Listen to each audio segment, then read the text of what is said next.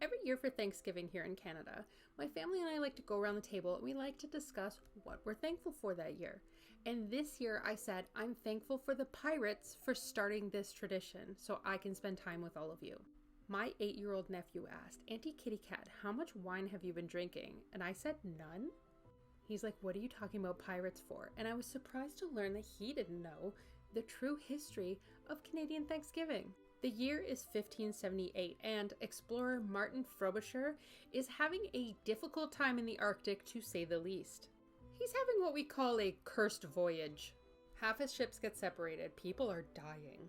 Icebergs, storms, and maybe scurvy. Rumors start that some of his sailors start turning into cannibalism. Don't worry, I didn't say that part with the dinner table. So Martin does like a little religious ceremony with salty meats and preserved food. And he says, thank God we just didn't die. Boom. First Canadian Thanksgiving. No turkey, no pie, no colonial cosplay. Just being grateful in the moment, you know? It starts to become a celebration and the British come over and they throw roast dinner at us. Eventually by 1979 it becomes an official holiday. The second Monday in October every year. But it used to bounce around the calendar like a drunk uncle at a wedding. You know who you are. But it comes before the snow buries us and before we celebrate All Hallows Eve.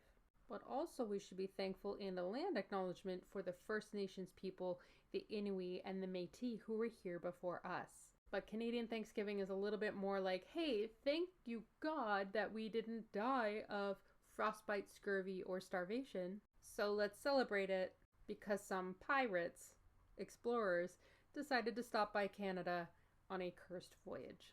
So spooky.